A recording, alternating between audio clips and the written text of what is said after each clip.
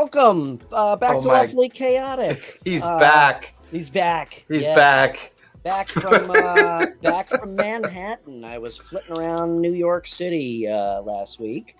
Had a great time, and I started to watch your guys' show, you and Brian, and we had so much fun. I could tell because it was an hour and a half long show.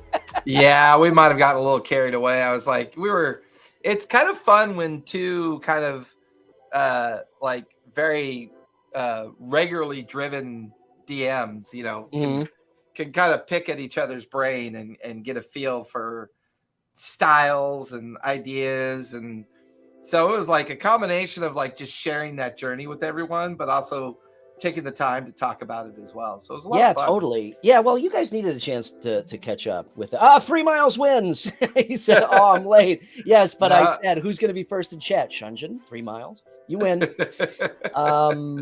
But I'm going to go back and watch that episode. I figured you guys would have a ton to talk about. It's funny because I'm running less games now, and even we've taken a lot of weeks off just because of scheduling. And I've been really focused on the Critical Role and Darrington Press work that I've been doing, which is going awesome, by the way. But so I think it was good that you guys had a chance to kind of dive deep into that. So thank you for that. So tonight, go ahead. And on that note, since we're going to talk about zombies tonight, just had an amazing Candela Obscura game that just wrapped up. Nice. And it's a full table for right now. I got one player who has some time off, so he wanted to play for a couple sessions, and that's kind of how I'm developing the game. Okay. To make it easier for people to come and go, and for assignments to still lead towards the story, but each assignment can have its own unique feel each time. Nice. And we just had a great session that involve zombies, but we don't call them zombies in New Fair. So, it was a lot of fun. They are the otherwise unalive. Yeah, this strange woman seems to be eating this guy's throat. I don't know why. It's some kind of new vegan diet fad or something. But yeah, it was a really cool. It was a dangerous session. They succeeded in the assignment, but near the end of the assignment, they had a couple significant failures that happened near the end. So even though they got what they were after, they had to get out of there. And there was some pretty nasty outcomes from that. So I should know this, but when is your Candela game? Thursday nights from 3 p.m. to 6 p.m. It's what I run for 3 hours. Before this. Okay. Yeah. I really want to, if you have if you need to slot in a 1 or 2 session NPC or something like that, I really want to jump in. Well, we don't really have NPCs. It's like the system doesn't really need NPCs. It's interesting. Like everybody's a character. Like everybody, the players are characters. The people who aren't players are characters. Everything being narrative, they don't really feel like traditional NPCs anymore, which makes it easier to allow people to kind of cycle in and just kind of play for a couple sessions. And if they want to cycle out and maybe come back later, they can. So it's weird. I'm enjoying the system. It's pretty nice. Awesome. Well, I really want to try it out. Like I said, especially, so they're putting out, I think I can announce this, whatever. They're putting out a soundtrack, Candela Obscura soundtrack. Oh, I can't wait to get my hands on that. Yeah, that'll be on Spotify. That's awesome. So the three of us that are here right now, you, me, and 3 Miles Down, need to keep that under wraps because I think technically I'm under an NDA, but whatever. That's fine. We'll keep it. It should be. It should be. It might be released next week. I don't know, but I'm really interested to check that game out. I think. Actually, more from a player standpoint. I wouldn't blame you. I mean, I'm enjoying the narrative standpoint a lot more as well. Yeah. Well, I have to imagine that style fits your under wraps. Are we talking mummies or something? You guys that episode of Big Bang Theory where they're arguing about mummies or zombies? Yeah. Or are mummies just other zombies? I know, right? Okay, well, on that note, so tonight we are talking about all things apocalyptic, which I guess stretches beyond just the zombie theme. Oh yeah, could just be end of the world theme, which I think is apropos for these days. And my Walking Dead RPG content should be on its way pretty soon. So nice. I bought all the digital stuff because it's a lot easier for me to, build and develop. So that's on its way. Okay. Well, I have Morkborg. I will pick up the Walking Dead stuff before next week because I want to delve into that. Yeah. But I mean, one of the things I really like about the apocalyptic theme in general is the nature of catastrophe. Like catastrophe, I think, allows apocalypses to come into existence. You know what I mean? And it creates a very kind of a unique kind of tension. So whenever I start looking at the available games that I got going on, sometimes I'm like, all right, what kind of catastrophe could I potentially introduce that creates like apocalyptic themes? You know what I mean? And so are you so there's two ways to look at that, and I'm actually asking you. So there is the catastrophe that created this the world in the first place, like zombie outbreak. Okay, so there's already an ongoing catastrophe. Are you talking about on top of that, like, okay, everybody's in this world? I like to use it as the fulcrum, as the organization of the next phase of a campaign. Okay. Especially if the players have a shitty outcome with something. Like massive volcanic eruptions triggered by a fire titan. That's a great example. I'm not even going to ask. And it's kind of, for me, it's like, I love catastrophes that happen in the middle or 3/4 way through the game. Okay. Because you get this intensity, this gradual buildup of like risk, fear, success, risk, fear, success. And then suddenly, boom, this massive catastrophe kicks off this next phase of the campaign. And it could be zombie driven. It could be demon driven. It could be weather driven. It could be like, there's all these themes that you could kind of reach out to. And then the outcome of that catastrophe has a chance to create apocalyptic conditions. See, that's interesting because where my head went when we started talking about this, the week or two ago when we decided to do this topic, was that the catastrophe is already there. The catastrophe is the world you're in, and you just have to navigate that world and basically and that's why stay alive. You're right, because that's why I've been dabbling with wanting to run a Walking Dead game, because I feel like that'll help me start crafting narrative game around the apocalypse already existing, which means if it already exists, I can write really deep lore and depth related to that, Right. And it starts off in the apocalypse. Sometimes I didn't think of it. Fun. I didn't think of it from the standpoint that you brought up, where it's like, okay, you're kind of here. This is the way the world is. You're settled enough, kind of like more along the lines of Last of Us. Where it's not quite as there's a zombie in every fucking closet, behind every door. Right. And then, to your point, there are new catastrophes that arise out of this situation that you have to deal with. So that's actually, I didn't think of it from that standpoint. That's it's like, from depending on whatever your flavor of game that you're playing currently, whether it's like Cyberpunk or Shadowrun, or if you're playing high or low fantasy games, or if you're playing any kind of modern game, the apocalyptic background has both an origin as well as it becomes its own outcome. So I think for people that like to create and do a lot of lore and writing, apocalypses really help with that a lot. Like there's so much creative energy that you could use, you know, and I think it helps with the characters' backstories a bit too, regardless of the system or whatever you're running. Yeah. Because apocalyptic backgrounds are a lot of fun, and I think that really helps character development from time to time. Have you run something apocalyptic? No, I never have. Really? And and you just because you classify as apocalyptic. Well, I was just going to ask you that because you brought up Cyberpunk and Shadowrun. Yeah, I feel like those both could fall kind of in the apocalyptic. Well, I think they experienced an apocalypse and then they came out of it, and then their lore became what it became after the fact. Yeah, thank you. Gamma World. That was the one I was trying to think of. Gamma World is truly, I think, one of the original D&D apocalyptic themes. Because it's interesting because you say apocalypse, and I mean, even the promos that I put up, your mind first goes to zombies. Walking Dead, zombie apocalypse. Right. And it's a lot broader than that. Well, I mean, a meteor striking a planet. Technically, the Tuesday night game I do called the Shattered Kingdom is based on the founding of a world that was because of a comet smashing into a world and then creating this new, world out of that, and became a new society eventually. So interesting.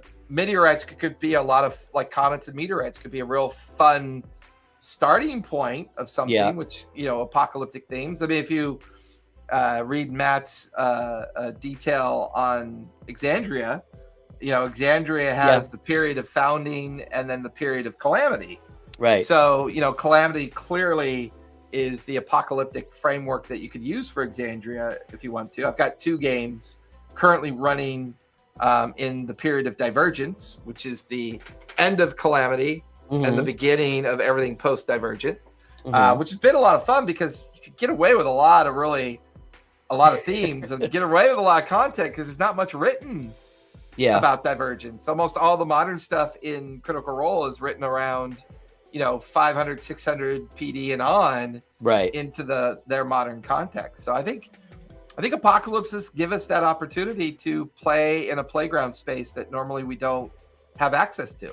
Well, like you said, I think you stated it very well when you said there's a lot of creative energy that you can release with that. I mean, pretty much, plus it's an opportunity to use your zombie voices. Zombies are zombie voices. What? and You do the clicker, Wow, really that's actually really good. I do good zombies. I know that I'm the one that usually does the accents, but I'm not even. I like that too. The idea of go the Planet of the Apes way. A post-apocalyptic world. That is set a certain way, and people come back to that post-apocalyptic world thinking it's still fine, only to experience a very kind of societal change. But that new society has its successes. And therefore, you're suddenly the intruder into that new society. I've always loved the Planet of the Apes theme. Was there ever a Planet of the Apes role-playing game? I don't know. That's a good Gary, you've got to know this. Friggin' question. Remember the pseudo-Christian book called Left Behind, even Rapture? No, I don't remember that.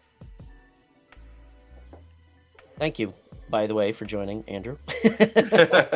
I'll have to look that up because I do not recall that book. So that's an interest. Like I said, that's an interesting view. Well, somebody knows it. I would assume that is all the people that are left behind after the rapture, right? Believe it or not, Kirk drive through.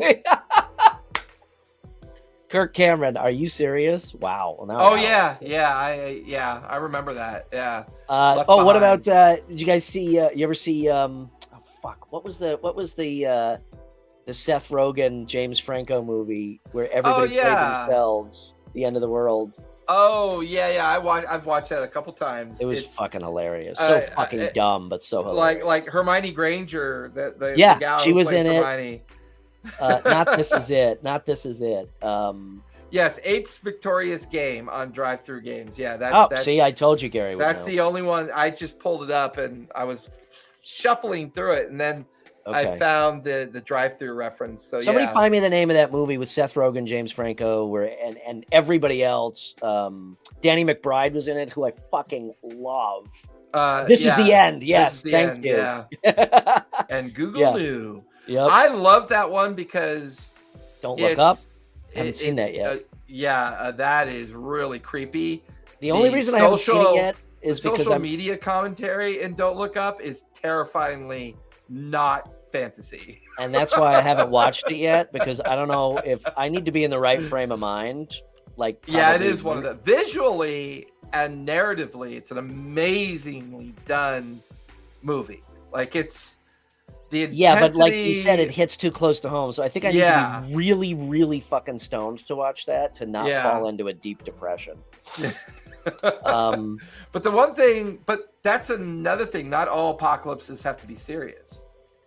You know what I mean? I Yeah. think, you know, This Is the End proved oh yeah, that was... you could run a game that with that same kind of comedic expectation. Well, and I know we're going to talk tonight. We're talking in general, and I know next week we're going to talk about specifically The Walking Dead and Morkborg, Right.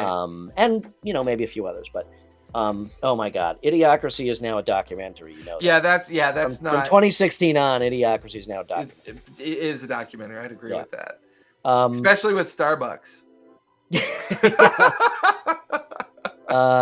Matthew McConaughey, Dragon Apocalypse. Oh, Fire. Fire in the Sky.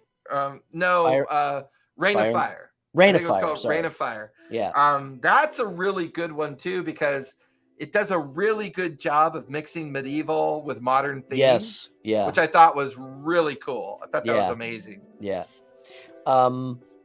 It's interesting though. I love how we're getting on movies, because this is, but for homebrewers and third-party creators, it's not unusual at all for us to use those environments to create our homebrew at all. Demolition Man. Yeah. Gary, I think we're probably about 4 weeks away from that. Yeah. That's a tough one. Yeah, I mean, I think movies drive this theme so much. Yeah. I'd love to get Malcolm, Gentleman Game Master. I'd love to get Malcolm's take on this, because he is super cinematic driven in the games that he runs. Yeah. If you haven't checked him out, check him out, Gentleman Game Master.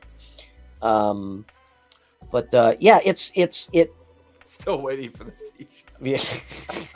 I just say bad words all the time and just use the paper that gets spat out. It's fine. It's all good. My mind. So again, I know we're going to talk specifically about those couple of games next week, but it's funny because what I've read so far of Morkborg, to me, that's like the epitome. So you're talking about all the other aspects of how you could introduce a calamity and an apocalypse and move on from there. To me, that's kind of like it's like, okay, you've got a day to live and, anything goes. Right. Like, yeah. Right. You're going to die at the end. So the more chaos that you can enact is better. And I think that type of game style is very, very, that type of game style is very much in the vein of Apocalypse. You know what I mean? Like the Crank Personal Apocalypse. Crank Personal. It's like, I don't know. It's like the Apocalypse. Yeah. Paranoia. Yes. Yeah. And the other one that we were talking about when we were like looking at possible themes and games that pre-existed, there's the Morrow Project, the game Aftermath. I haven't heard of that. 1970s game Aftermath, which was a lot of fun. They just had a super, super convoluted mechanical system. Okay. That made the combat encounters just exhausting. Okay. But it was based on a real project that became a game. Really? So there was this guy named Dr. Morrow who believed that he could create places like silos, and people could bunker down, wait for the apocalypse, wake up 1,000 years after, and then survive the apocalypse, and then you build a new society. So that was something Have you watched Silo, by the way, on Apple TV? Not yet, but I've read all the books. Yeah, the books were good, and so far the show is fantastic. And there's a lot of, if you really like the Silo show, a real fun way to run Shadowrun, I feel like, would be in the Silo theme. Oh, wow. Where competing silos, and like, I like that whole theme.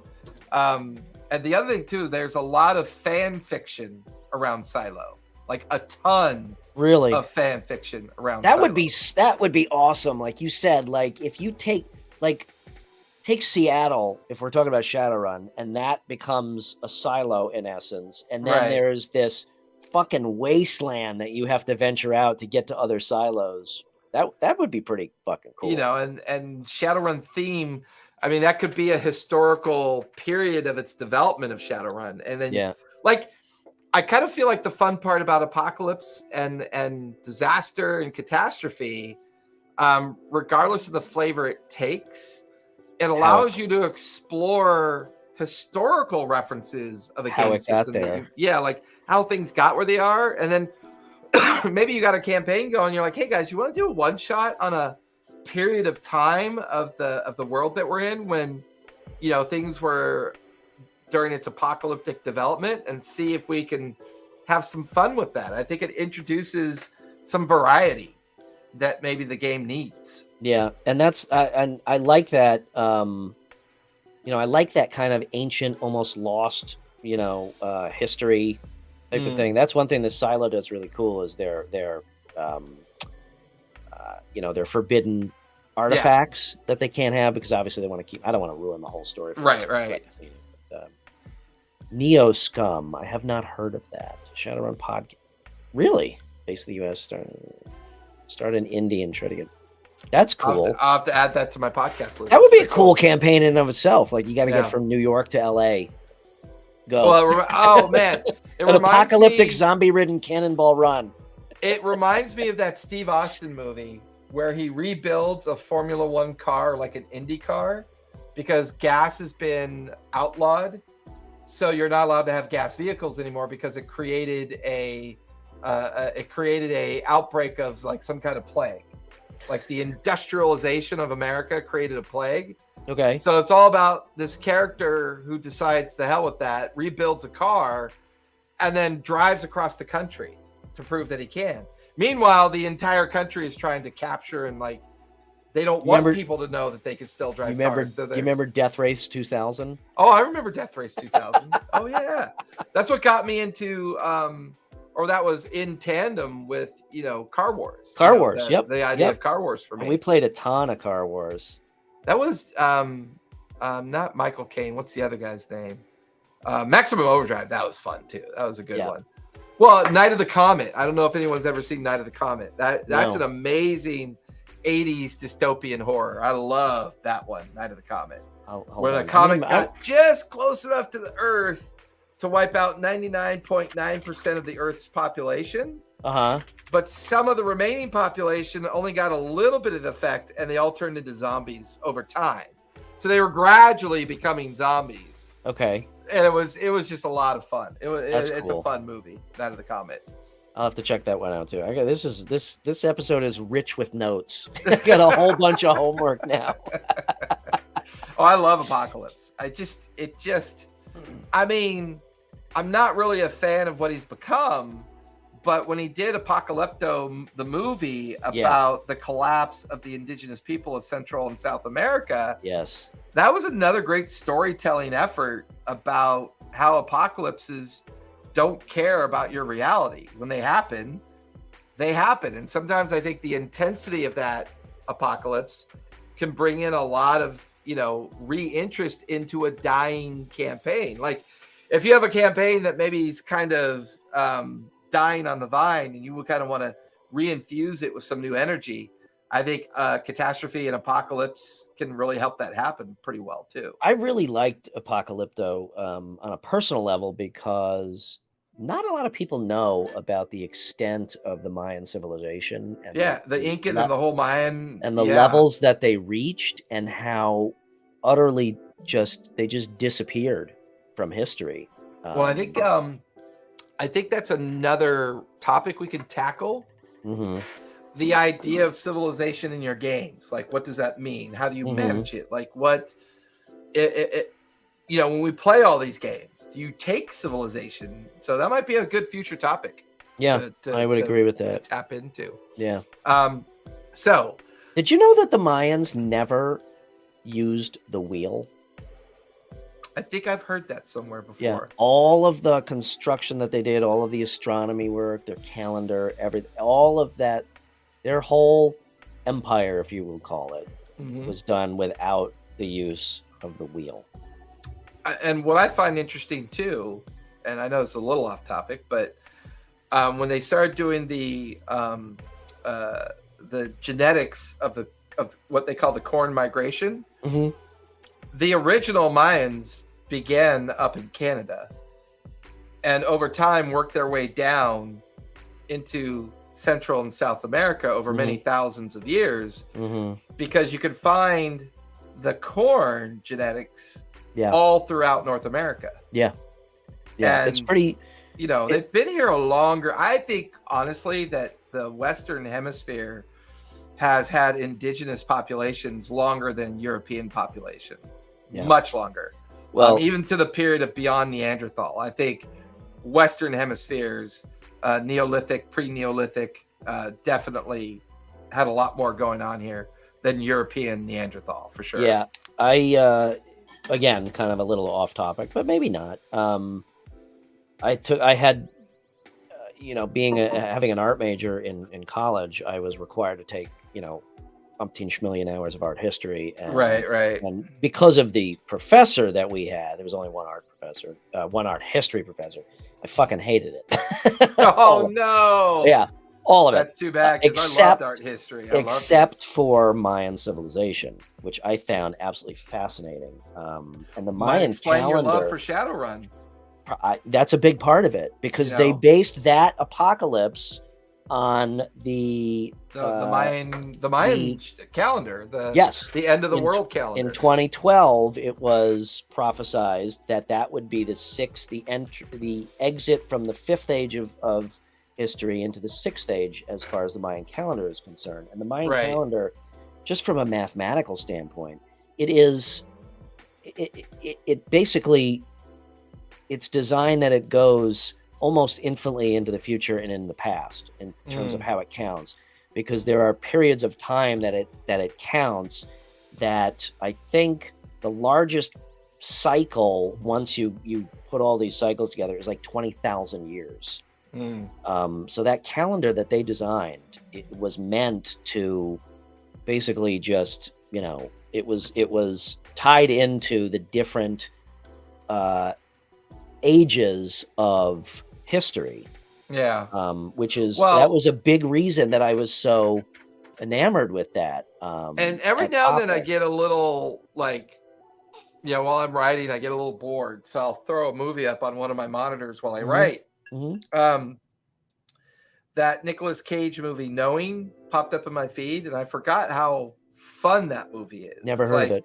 It's a real mind trip. It takes you down some interesting perspective.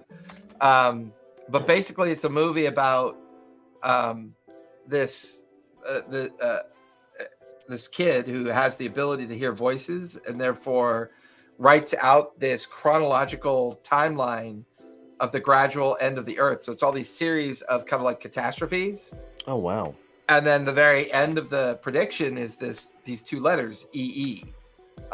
End of everyone, right? That they finally figure that out. And it's the sun flare is about to come out and destroy the Earth, and it does. It's one of those catastrophe apocalypses that actually comes to fruition, destroys the Earth, right? Yeah. But once again, it plays with the idea that we have alien caretakers. So these alien caretakers decide for a very select few groups of children to be taken to a new planet. And it's much more cinematic than it sounds from my summary. But it's an interesting story. I put it on my list. I'm going to watch these movies, because I really. Sixth Sense. I don't know. Is that apocalyptic? I think it was just a reference to hearing the voices. I see dead people, and it's everyone. Well, and that takes me off to our next topic regarding apocalypses. What's the best way to deliver one? Zombies, demons, devils, ghosts, tyrants, evil societies like the red mages of Thay. Mortgage collapse. That's economy, baby. How about AI? Terminator. There you go. Terminator movies. Good sci-fi apocalypse for sure. Yeah. I even like the idea that it dabbles with the different methods of the apocalypse. Not only does it trigger the nuclear war, but it uses the outcome of the nuclear war to continue to slow burn. The slow burn. Yeah. That's what I like. I like that point. I like slow burn. Like, why are all the toasters trying to kill you? What's going on here? And that slow progressive kind of They're the flying toasters are finally getting their revenge for that screensaver from the 90s. What was the for fucking those screensaver? flying GIFs, those stupid Yeah, GIFs. the flying The toaster. Yeah. Microsoft Windows toaster. Yeah. And that's an interesting question. Like, I mean, the slow burn is obviously the easiest way to visualize where did the dolphins go? Hitchhiker's Guide to the Galaxy. Yep, See ya, fuckers. Thanks for all the fish. Yep. I mean, it's kind of easy to wrap your head around the slow burn when it comes to running a game, right? Mhm. It's the apocalypse, and there's zombies, and you just gotta survive. But how do you? I don't know. I think it could be pretty challenging to do, like, okay, you are in the campaign, and after 10 sessions or whatever, when it's appropriate for the story, the meteor crashes, and like, how do you deal with that in a game? Yeah, I enjoy it. And I've done it probably a dozen times over the course of the last 10 or 15 years of playing. Yeah, I like that too. I think ones that are caused by humans have a bit more impact than just something that shows up. Well, yeah, because I mean, I think it's more relatable in terms of a role playing game. Yeah. Well, I think in D&D, the slow burn, and related to that statement that was just made about, the effect by human condition or condition of the world, like that humanoid condition. A wizard who thinks that summoning a demon is going to be beneficial and accidentally opens up the gate to Avernus, and all of Legion comes spilling out to take over the world, right? The gods must be crazy. Yeah. That's another great one. If you're kind of like a paladin, and you think that you're actually talking to a divine entity that cares, and it turns out you're gradually being, consumed by an energy of chaos, and you're about to unleash the outcome of that. I think there's a lot of introspect that comes from people being the source of apocalypse versus boom, a comet hits it, or a massive earthquake that causes all the land masses and volcanic eruptions. I mean, with that, you're right. To our involvement, I think, does seem to make it a little bit more dramatic. It does, and I think there's more impetus for a reason for being beyond just you have to not die. I mean, we all learn from the Are Walking you Dead. living or are you surviving? Exactly. Kind of theme, yeah. Right. And I think we all saw with Walking Dead, with the show, that there's only so far you can go with the you just have to not die thing. After a while, yeah, fuck's sake, yeah. I think Walking Dead as a comparative narrative to the storyline that they wrote,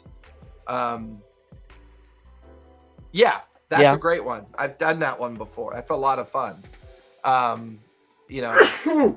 Excuse me. I think natural disasters are a great way to pull your party together. I think that's a good idea. Getting people around the natural disaster.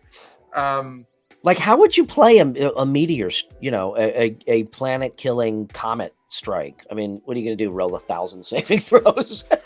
Well, I mean, I think it's more about, you don't want to necessarily narrate something that's going to destroy the world. You just want to narrate something that's going to impact it much. Again, if every civilization is impacted by it, therefore it remakes society over time, and you're recreating a world with it. But if it's like a Morkborg type thing, maybe that is the purpose of the game, where it's like, okay, this campaign is going to last 3 sessions.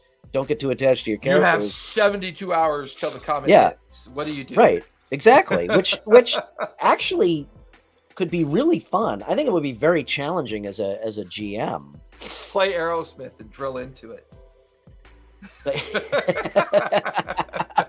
And look really cool while you do it. Oh my god, that movie sucked ass. It was so bad that it was fun to watch. Okay. It's no Starship Troopers. I'll say that. Hey, those guys are Yeah, I think what they did this summer with Calamity was or last summer, right? It was last summer that they did Calamity, right? They did that summer session I of like think so. Yeah. 4 episodes or 5 Yeah. sessions that I think were so. what happened during Calamity, and that they played characters that caused it. I Yeah. thought that was brilliant. I mean, it would certainly lend itself to a very narrative arc. Yeah. I mean, that's pretty much all. Like I said, I mean, if you are playing during the event, that's Like I did one where a wizard was trying to master the spell Meteor Swarm. okay. And it's a 9th level spell, and they were trying to master it to change the behavior of the spell, and they had a kind of like catastrophic outcome.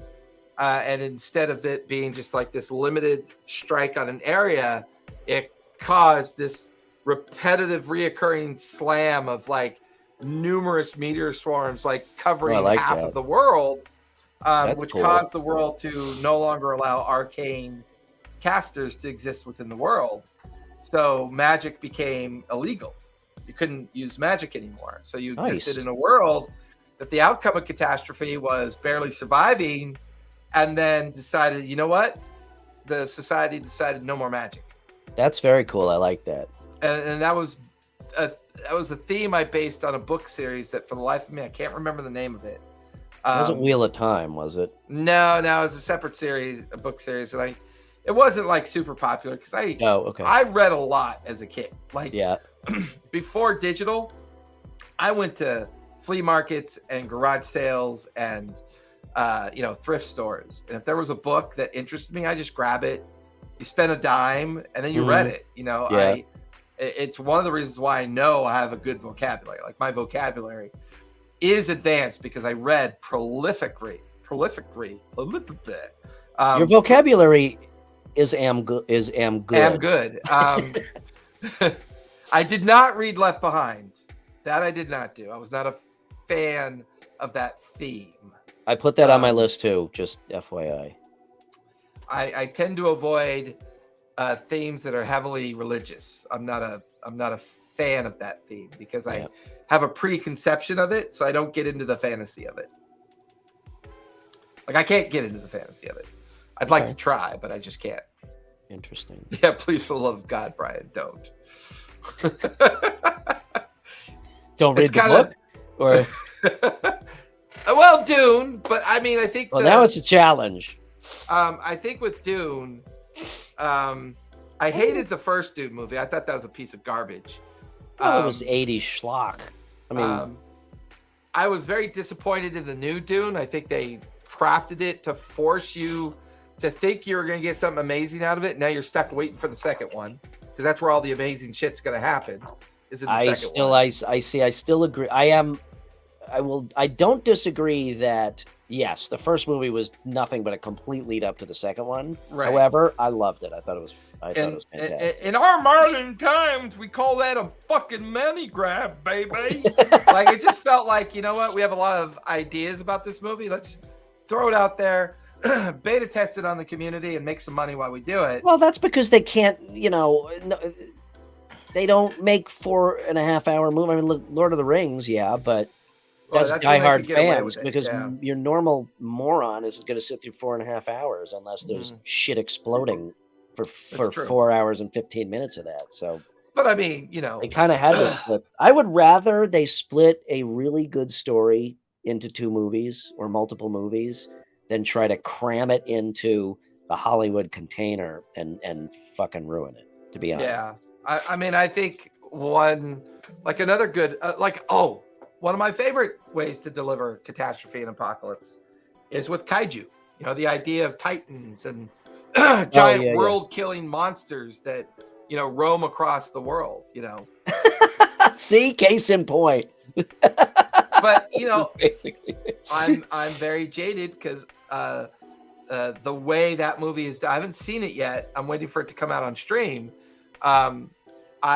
That's my style of movie. Like I love that style of movie. The historical Yeah, Soderbergh's. I think it was Soderbergh. Was it Soderbergh that did Dunkirk?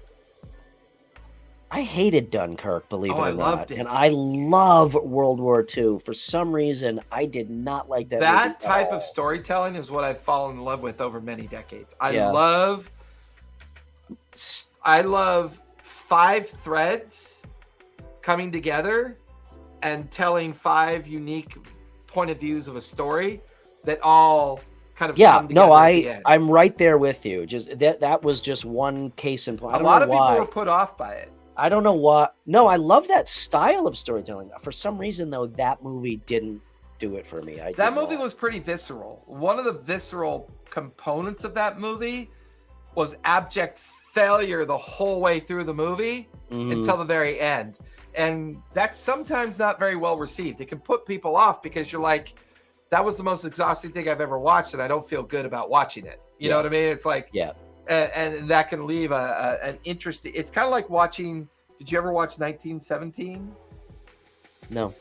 Amazing movie. Amazing movie. Well done. Well storied. Okay. Very, very. And it's a movie that takes place in a 24-hour period. So, like, you know, it's designed to tell a story in 24 hours. Which, if you're gonna do I've heard that. Yeah. I will watch that, but I think I'll wait for it for streaming also. That's a very good point. Very interesting. There's in 1917, that movie, I think it's a great way to kind of like come up with is that the one where they're trying to get across no man's land to deliver a message of not attacking? I did see that. I did see it. Obviously, it didn't leave that big of an impression on me because from a storytelling perspective, it's brilliant. Yes. And the reason why it's brilliant is that it fits in to a very common theme that you can use in all of your tabletop games or your RPG games. The intense need to do something within a short window of time to save something and prevent something from happening. I think that's a very common thread that could easily be used. Yeah. The visual effect of that movie was insane. Yeah. But it was another movie that was exhaustive. Like, you got to the end, and even though he delivered the message, people were already dying because part of the waves were going across. So you're like, was he really successful? Did he? Of course he was. He prevented from everybody from dying and from whatever the outcome was, right? But you're like, once again, it was such good storytelling, and it was such a visceral, visual story that it felt exhausting. And I think the one bit of advice I get from that is that I don't want that to happen in the campaign that I run, right? I don't want people after 4 or 5 sessions going, well, what the fuck did we do all that for? Not only was that exhausting, but it was only kind of a success. And I'm not feeling like I really did anything for the outcome, you know? So, and that brings up an interesting point about the apocalypse theme in a role-playing game is how do you skirt that line? Yeah. And hard. how do you impress upon the players the gravity of that kind of a story, but still allow them to accomplish something? So allow them enough license to feel good at the end of it without feeling overwhelmed by it. I have been fine-tuning that reality for a long time, and sometimes it works. Sometimes and again, it doesn't going work, back, you know? going back to the forefront of what's on everybody's mind in this theme is Walking Dead. You know, after a while, from season 6 on, it was just like, I'm fucking tired of this. And I actually think that's one of the reasons why the story writers changed dramatically near the last 3 seasons. The only mistake they made with the last 3 or 4 seasons of the series is they kept, like we talked before offline, they kept reintroducing the same problem over and over again. Yeah. Here's a group of bad people, and this is, they're led by a crazy nutter who, I mean, at certain point, you just got to be like, I don't care if there's only 20,000 people left on the planet. I'm shooting the next motherfucker I see without question. I think once again, it teaches us a lesson about designing games and designing content and storytelling, right? Yeah. To that point, I think they would have had a lot more spin-off and post Walking Dead success if they stopped after the governor. Like, I feel like stopping with the governor was the perfect moment, because Negan could have become a spinoff in a different storytelling principle, and therefore afforded a lot more interest in a different way. I was okay with the Negan storyline after the governor. But the Negan was just a homicidal governor. Yeah, I know. So it was just, once again, they were setting the standard of just reintroducing the same problem. Yes. I think they could because they upped the game in it. I think they were able to get away with it once.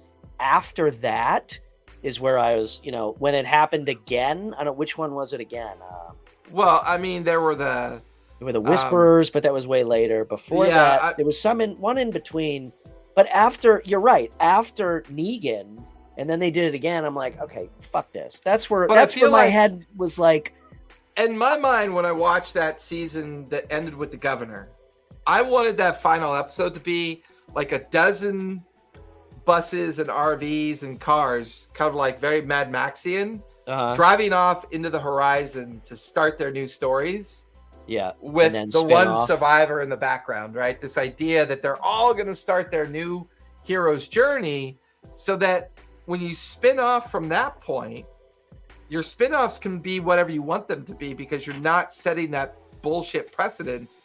Let me ask you this. Rehashing the same theme. Let me ask you this. In terms of spin-offs with Morgan, what'd you think of Fear the Walking Dead? I like the first 3 seasons of Fear the Walking Dead. But okay, once again, we're on the same page. Yeah, once again, they started introducing the same problem over and over. And I think that teaches us that apocalypses can be kind of a challenging theme. Yes. Because you don't want to reintroduce this kind of repetitive washing machine of content that never really changes anything. That's why I come back to, the theme as it pertains to a role-playing game. Is it more engineered towards the origin versus it happening?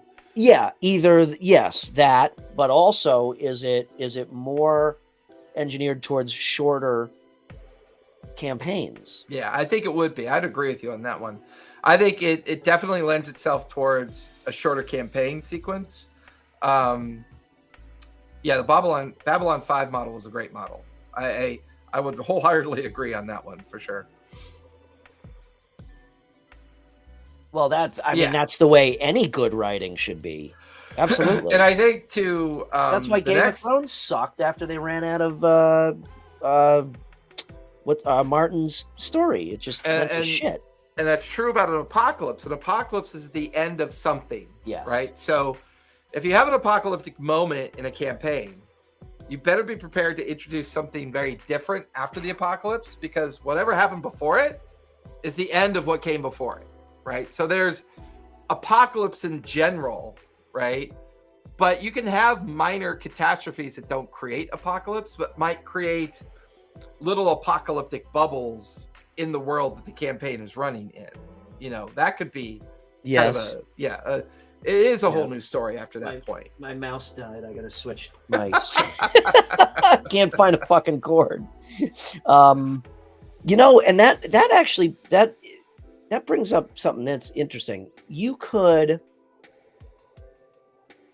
play kind of in the here and now when it's going on, and have a campaign that in and of itself sets up this new world that has changed because of this apocalypse.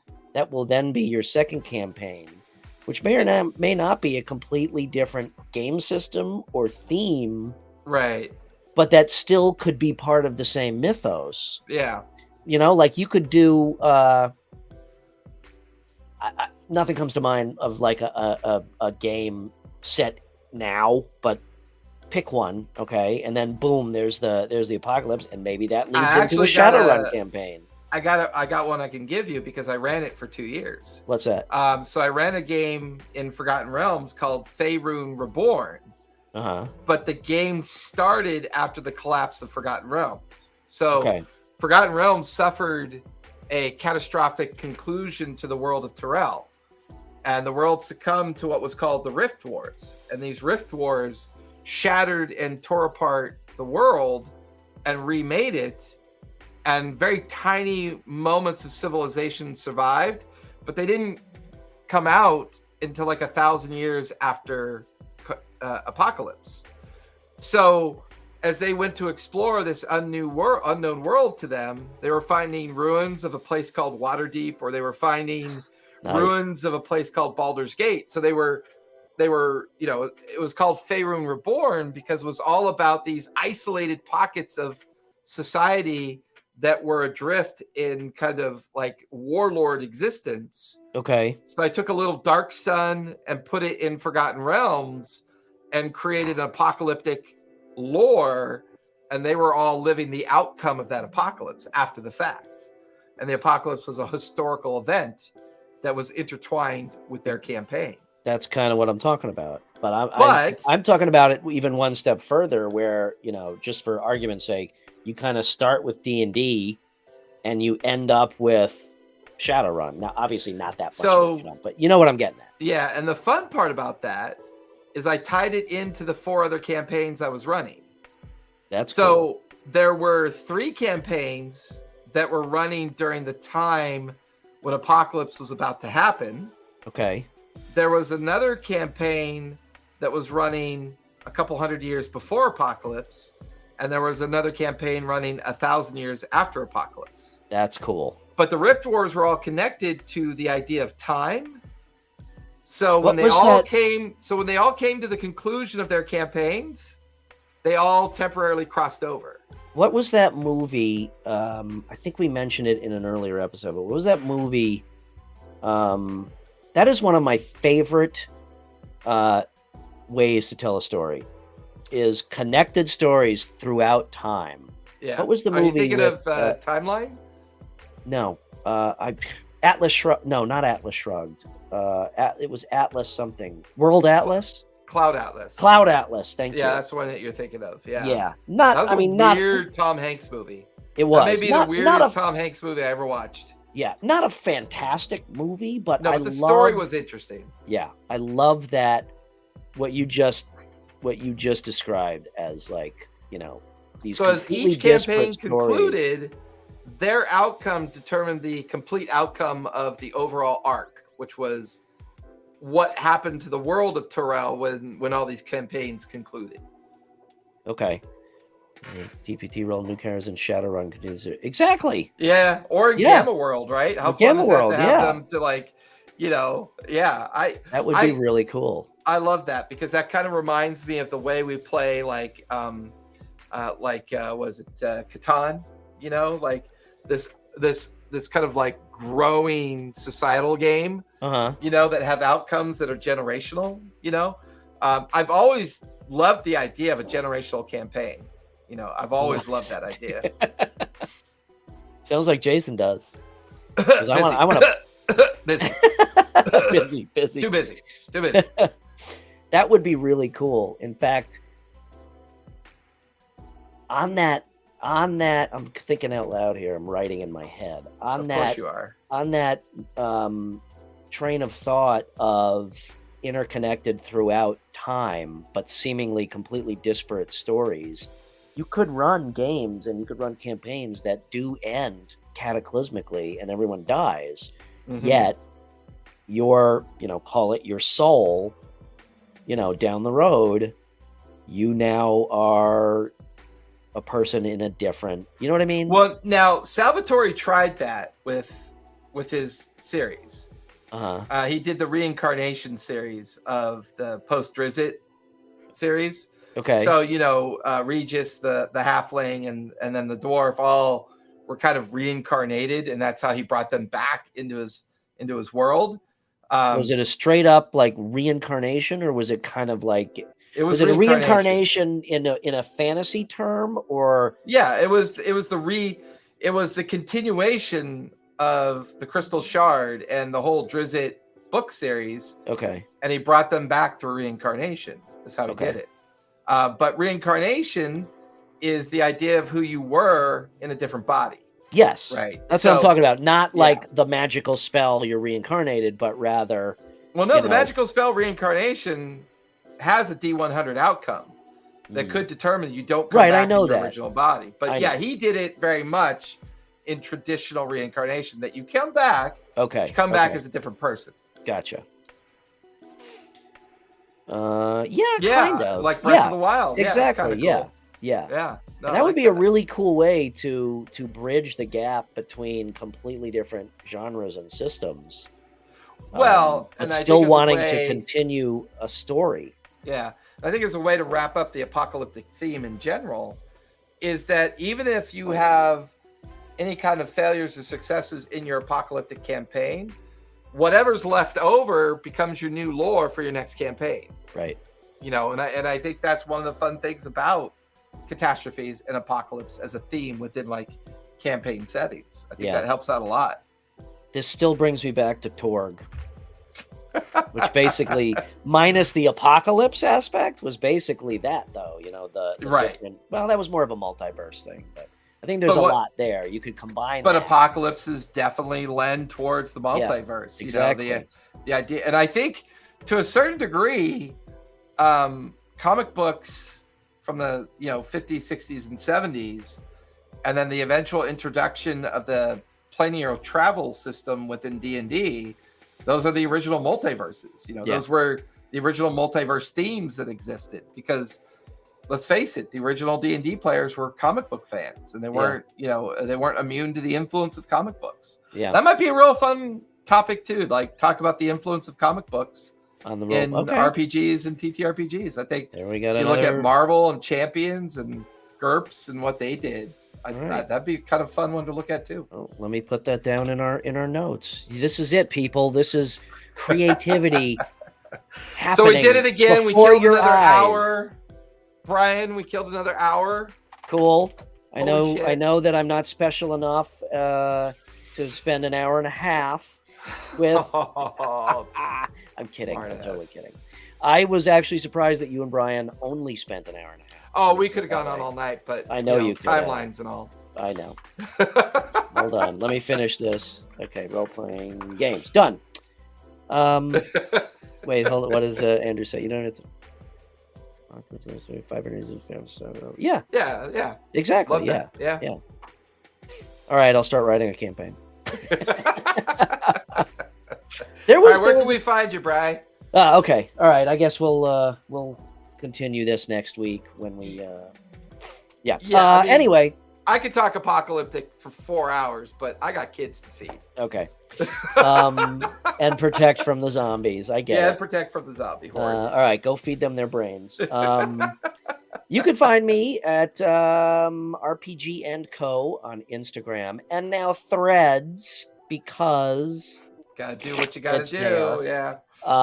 Same thing. Or playrpgandco.com on the interweb site. Go pick up some of that amazing content you got hosted up there. Yep, a lot of Jason's content. There are now, well, you sent me a 5th one. There will soon be 5 occult adventures. There are. I might have sent you a 6th.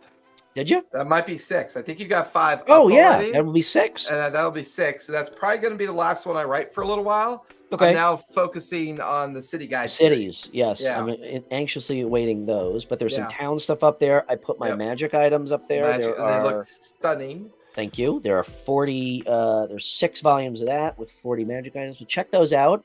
And yeah, that's about it. But as always, shoot me a DM. I love shooting the shit. You can find me over at Twitch, TTRPG Academy. Just go to the abouts. I'm always playing around the Instagram space, from time to time the Twitter space. I like to support other third-party creators there.